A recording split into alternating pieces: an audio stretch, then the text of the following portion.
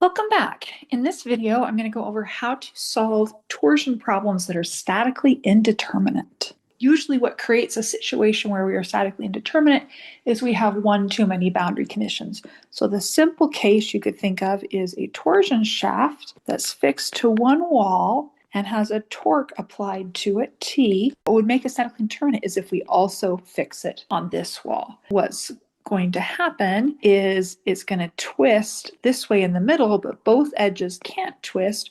So both of the walls are going to provide reaction torques that are in the opposite direction of T. Call this end A, this end B, and then we'll say point C is right here in the middle.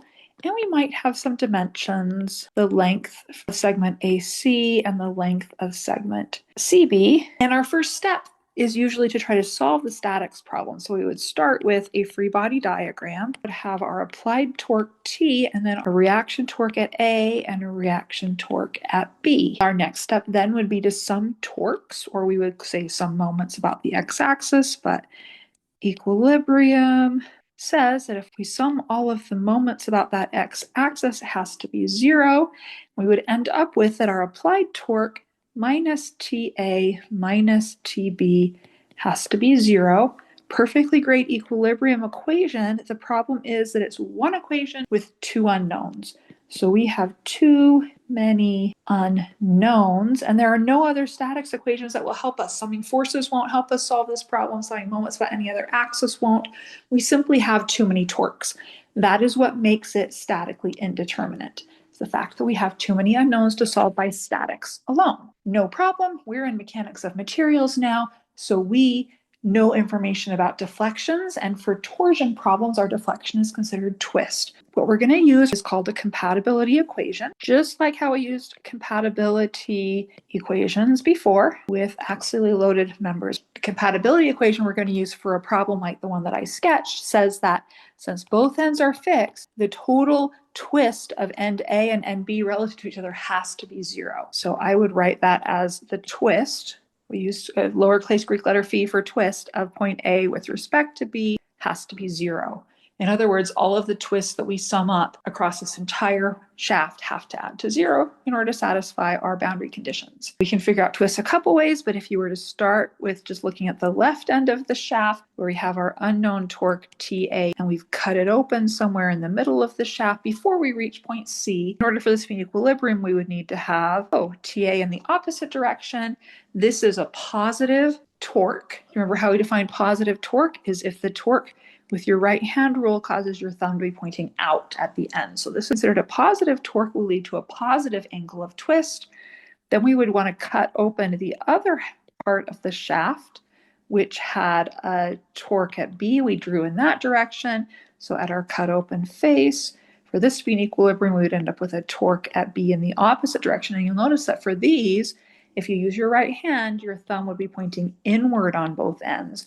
So this is actually going to end up being a negative torque and giving us a negative twist. So when we add those two up, the total phi from A to B is going to be the sum of all those twists, which will be TL over JG. Remember our equation for angle of twist was torque times length over polar moment of inertia and shear modulus. We're doing this from A to B.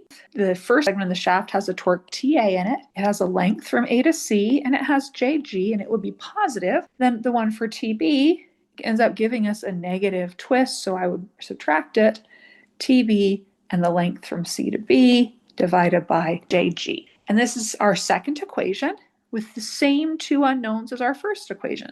So we can combine equation number 1 up here with equation number 2 down there, and we have enough equations we can now solve. You'll notice the J's and the G's are going to cancel because it looks like it's a constant shaft, constant cross section, constant material. So J and G would cancel out, and we've got a nice simple equation to combine with this one to solve. It ends up being the total torque times the length of segment CB over the total length, and the torque at B comes out to be the total applied torque times length AC over the total length.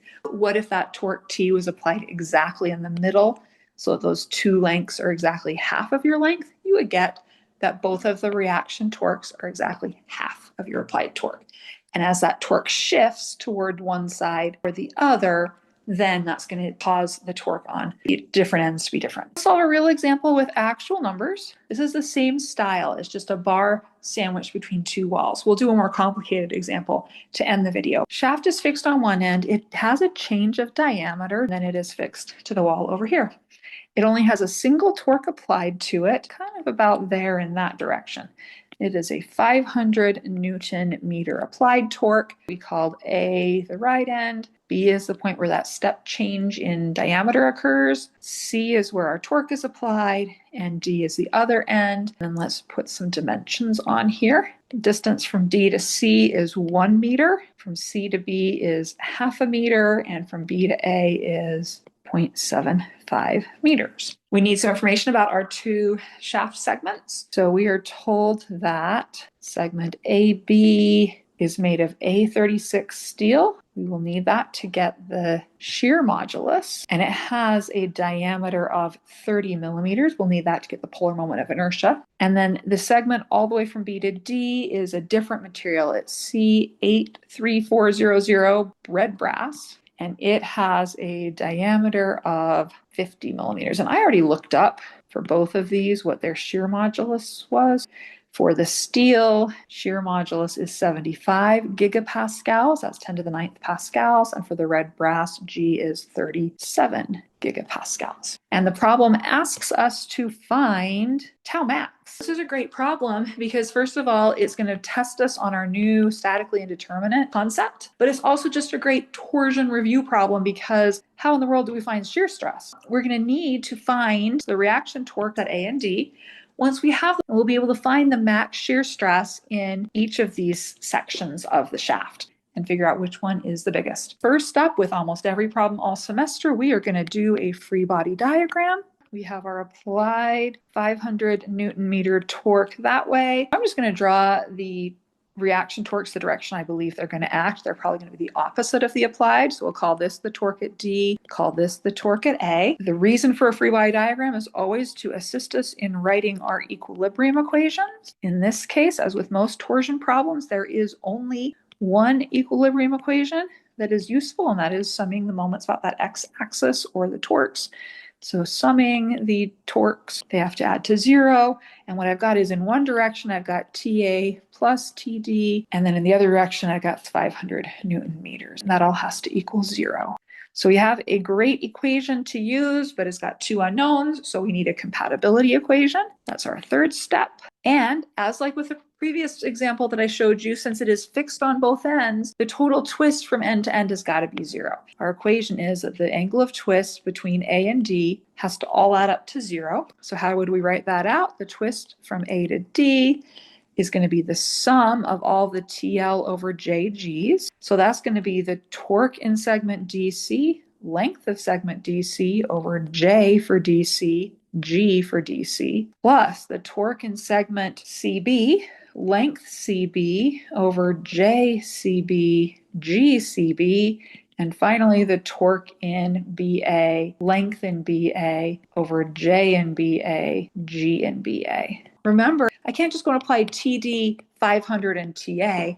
I need to actually find what is the internal torque in each of those segments. Will it be positive? Will it be negative? And how is it related to these external torques? Because remember, these torques on your free body diagram are not internal torques right now. They're external torques. First, let's do segment DC. To cut it somewhere between D and C. Don't cut it at D or C. Cut it in between. So here's my cut. And what it's got applied to it is my external TD. I always like to draw my internal torques positive. Call that the internal torque in segment DC. How do I mean it's positive? It means that if I curled my fingers around the shaft like that, my thumb would be pointing outward from the cut face. It's a positive torque drawn like that. Well, if you use equilibrium on that little picture, you get that TDC is minus TD. So that minus sign will go in right up here. Let's do the next segment. Doesn't matter which end you go from. You can go from the left end or the right end, but I got to go all the way over until I'm in between point C and B, and that's where I make my cut. So longer segment, there's my cut. What I have applied to it is TD, and then in the opposite direction, I had my applied 500 Newton meters, and then my internal torque. Again, I'm going to draw it assuming it's positive. Torque in CB. So if we do our equilibrium equation, what we're going to end up with is that the torque in CB is 500 Newton meters minus TD. So I got an expression for TDC, I've got an expression for TCB. I also need to do a cut in this last segment. It would be easier to take this right piece because it's so much simpler, it's only got one torque on it, but here's the nice thing. If I take the cut all the way from the left end over here, it's not that much more work. And then all of these expressions will have TD in them. So when I plug them in here, I'll get a nice single equation with only one unknown torque in it. And then once I solve for TD, I can plug it in back here to get TA. So I'm trying to avoid, with just a little trick, having to solve two equations and two unknowns. So the trick is, if we keep going all the way back to the left end, keep the step down in the shaft, and then do a cut here in between A and B. What we have on our diagram is TD. We have our 500 Newton meters, and then at the cut, we have the torque in BA. When we do equilibrium, we get an expression for the torque in BA that's 500 Newton meters minus the unknown TD. All right, we got the internal torques. We can go and plug stuff in. So we're plugging into this giant equation right here. We have expressions for our internal torques. We just need to go look up the lengths, calculate some polar moments of inertia, and plug in shear moduli for the different segments. So what we get is the angle of twist of A with respect to D, which we know has to equal 0, is, start with segment DC, we need T. The length was 1 meter. We need J in the bottom. J is pi over 2 times the radius to the fourth. Our diameter was 50 millimeters, so our radius will be half of that, which is 25 millimeters, and it gets raised to the fourth. And then we need to plug in G. The bigger section here was the red brass shaft, so we're plugging in 37 GPa for G. Okay, let's do the next one. Plus, the torque in CB is going to be 500 Newton meters minus TD. The length was a half meter. This is the same diameter, so it's also pi over 2, 25 millimeters to the fourth, also 37 gigapascals. And finally, for section BA, we had 500 Newton meters minus TD. Its length was, I think it was 0.75 meters. The length is 0.75 meters, the diameter was 30 millimeters, so the radius would be half of that, or 15, and then the shear modulus is going to be 75 for this section. So in the denominator, we put pi over 2 times, it'll be 15 millimeters is the radius, which gets raised to the fourth, and then we have 75 GPa. So I'm pretty sure I'm going to want to get this all down into base Newton and meter units. Instead of putting in millimeters for our radius, let's put it in meters. So divide each of those by 1,000 and we got 0.25 meters. Remember, it's really important to do that conversion before you raise it to the fourth power, not after. So this one will also become 0.25 meters, and this last one will become 0.15 meters. We got rid of the millimeters on the bottom, but I still got a gigapascal. A gigapascal is 10 to the 9th newtons per square meter. So let's replace gigapascal with times 10 to the 9th newtons per square meter. We'll do that for all three of these. Very helpful to just get things into base units sometimes before you start doing the math. So if you do this math and you solve for TD as your unknown that you're going to solve for, it comes out to be 385.19 Newton meters. If you want to round that to 3 sig figs, that'd round to 385 Newton meters. Then we go all the way back to our equilibrium equation, plug it in here, and we can solve for TA. It's going to be 114.81 Newton meters. Again, rounded to 3 sig figs, that'd be 115 Newton meters. And we solved most of the problem, but now we have to go try to figure out the maximum stress. So you'll notice that our bigger torque is in that first chunk. So it's possible that our bigger stress will end up being in this segment right here. Because remember that TD is the magnitude of the internal torque only in this first segment. So let's find the max stress in that segment. And then if we go and look at this other piece, it's got a constant torque all the way through here. Since we have the same torque here and here, but a smaller diameter there, we're going to have a bigger stress here. Let's calculate tau max in that first section, just from D to C. Our equation for shear stress in a torsion shaft was T rho over J. Max shear stress, we often sometimes put a C there, meaning you're plugging in your biggest radial coordinate. So for section DC, the torque in magnitude is equal to TD. So that's our 385 Newton meter torque. Our radius in that section is 25 millimeters or 0.25 meters. And J is pi over 2, 0.25 meters raised to the fourth. And that comes out to be 15.7 times 10 to the sixth. The unit should be newtons per square meter. Let's check. We've got newtons times meter squared on the top, divided by meters to the fourth. It is newtons per square meter, and we would want to call this a megapascal. And let's check tau max just for section BA, because we already know in between C and B is going to end up being a smaller shear stress because we've got a bigger shaft. So we plug in, same equation, T rho over J, but this time we're going to use 115 Newton meters, and 0.15 is the radius, and we divide it by pi over 2 times 0.15 meters to the fourth, and we get 21.7 megapascal. So that is actually our biggest stress. It's got quite a bit smaller torque, but because that radius is smaller, it ends up having the biggest stress in that section. We've solved the entire problem. Statically indeterminate was not such a big deal, right? We just needed to get that compatibility equation. Part of what made the compatibility equation pretty easy to solve is that as I took these cuts, I always kept everything all the way back to the left edge, so that all of the torques here had just TD in them and not TA. Let's do something harder. My second example that I'm going to work in this video is harder, and the reason it's harder is because it has gears in it. There's a gear. It is attached to a shaft that is fixed back here at the wall, and it also has a support bearing here.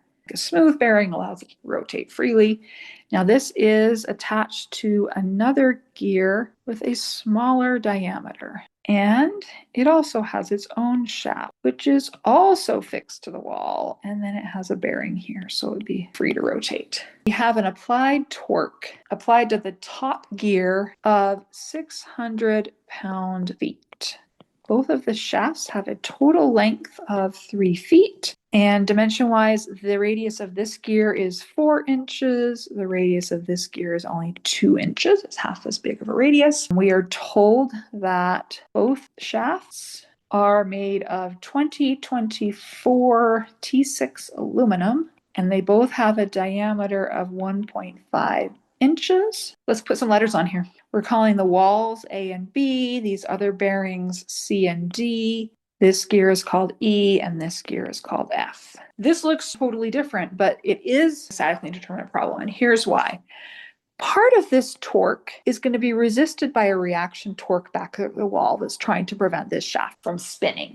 In addition, you're going to have contact force down here. The way that torque gets transmitted basically from one gear to the next is these little teeth. My teeth look terrible, but the teeth should actually match up with each other. And at those teeth, you're going to have a force. So the top gear is going to push on the bottom gear's teeth like that, and the bottom gear's teeth is going to push back here. Well, you're applying a force that's 4 inches away from the center of the shaft, so that force is actually going to contribute like a torque to this overall shaft. So part of the 600 pound-feet is going to get carried by the wall at A. Part of it's going to be reacted on by this other little gear at the bottom. Then that gear at the bottom, however much torque this top gear ends up applying to it that way, it's going to have to be reacted on by a reaction torque at the wall as well. So what we're going to need is a free body diagram of the top shaft, a free body diagram of the bottom shaft. And what you'll see is together, we are going to end up with a statically indeterminate situation. You should not be surprised that we are starting with free body diagrams. So that top one, I am not going to bore you by trying to draw the teeth, just pretend like they're there. Here is the shaft, and what forces and things it has acting on it are, there's the applied 600 pound-foot torque.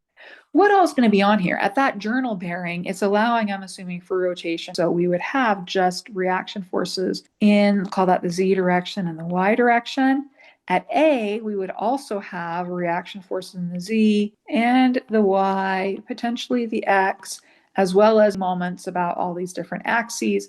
The most important thing is going to be a torque at A that is resisting the applied torque in that direction.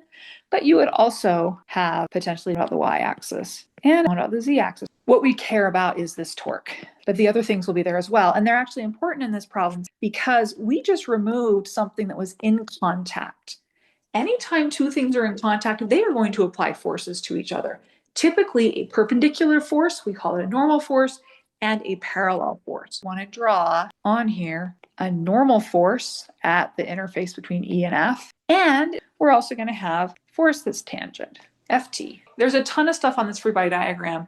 When we do our equilibrium equation, we are just going to sum torques. So equilibrium for this crazy diagram is going to be summing the torques about the x-axis. We have in one direction 600 pound-feet. In the other direction, we have TA, and also in the other direction, we have, this is the only force that's down below or that's not actually going through the x-axis. So it's the only force that's going to cause a torque. So it would have a torque of force T times how far away it acts, which is 4 inches. So we have one very nice equilibrium equation with two unknowns in it, torque at A and that tangential force where the gears mesh. One equation, two unknowns, we need more equations, so let's try a free body diagram of the other shaft. Just had two things in contact, so Newton's third law says whatever I drew here, I'm going to end up with in that direction, that same exact tangential force and that exact same normal force from E to F. At D, we would have a dz and a dy. At B, we would have all the stuff. bz, by, potentially a bx, moment about the y, moment about the z. But the one that really matters is that torque at B, and you can draw it whichever direction you want. I chose to draw it this way. This one up here, torque at A, had my thumb going inward. One at B has my thumb outward. And then again, we'll write equilibrium. We really just care about summing torques about the x. We'll end up with a torque at B in one direction. In the other direction, we have that tangential force. This one is multiplied by a smaller radius, though, 2 inches, and it has to sum to 0. And that is the key with gears. When you separate the gears out, they're going to have the same exact equal and opposite force tangentially acting on them, but they're going to end up getting multiplied by a different radius, which is where your gear ratio kind of comes into play in the problem. We have two equations, but we have three unknowns. What I'm actually going to do is take and solve for the force tangential in this equation, plug it in here to eliminate one of our unknowns. So combining those equations, so I get from that second equation that my tangential force is equal to TB divided by 2 inches. When I plug that in, I then get 600 pound-feet minus TA minus TB over 2 inches times 4 inches equals 0. The inches cancel. And if we're going to simplify this, we get 600 pound-feet. It's got to equal TA plus 2TB. And we've combined our two equations and three unknowns, so we now got one equation with two unknowns. Still have a statically indeterminate problem, but we used our free body diagrams and equilibrium equations to get as far as we could. So our next step is going to be compatibility. Compatibility is going to be different here. Compatibility is going to be really different here because we are going to get rotation. You see how this shaft is going to end up rotating that way and this one's going to rotate that way. What compatibility says is because these gears mesh with each other, however far in arc length this rotates, this has to rotate the same amount. And you can imagine, since they have different radii, that means that the actual twist and radians of this and this are going to have to be related by that gear ratio again. Compatibility says that the arc length, I'm going to use S for arc length, of rotation of gear E has got to equal the same amount of rotation in gear F. So this is the arc length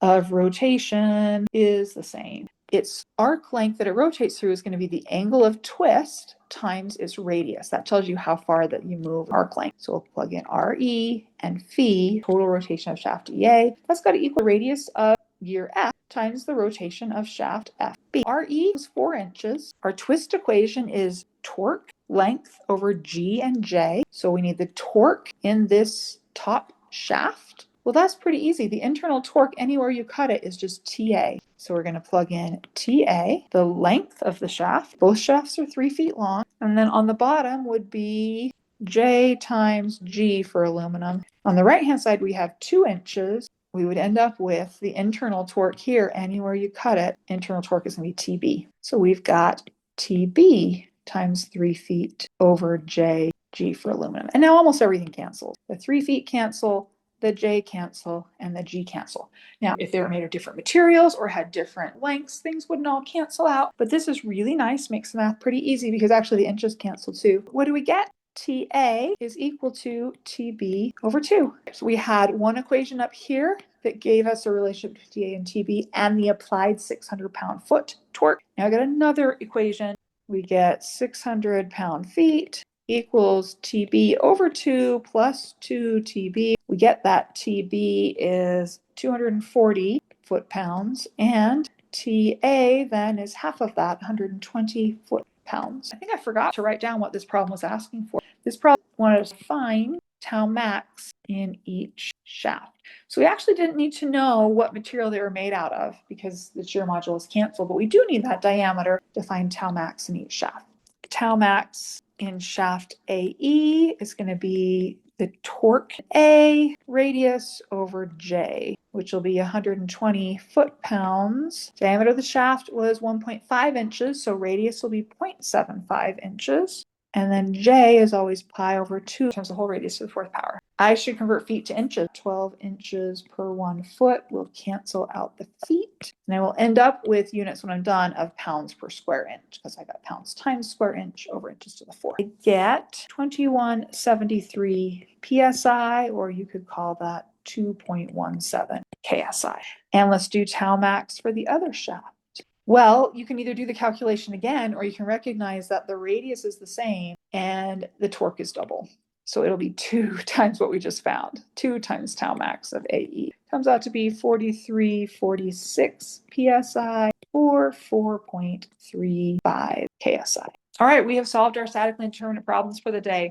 They are tricky. When they're fixed on both ends, your compatibility equation is simply all the twists have to add up to 0. When you have gears, things are more complicated. Gears provide 2 things that are new and difficult. You want to remember that whenever you separate things in contact, just like with our friction problems in statics, you're always going to draw a force that's tangential and a force that is perpendicular. And when you draw the 2 different parts, you need to flip the direction, just like with frames and machines from statics. The other part where gears can get a little interesting is when you're doing compatibility. It's not the phis are equal, it's that their arc lengths are equal. And with a circle, there is your phi, here is your arc length s, and there is your radius. And as long as your angle is in radians, which angles of twist are in radians, the relationship is that s is equal to r times phi. Plug in your angle in radians, plug in your radius, and you will have the arc length. And because the gears are meshing, it's the arc lengths that are equal to each other. So you end up basically with a gear ratio that shows up in here. That's why we end up with a factor of 1/2 in here, is because our 2 radii were a ratio of 1 to 2. New topic is dealing with gears and statically indeterminate torsion problems. Thanks for watching. See you next time.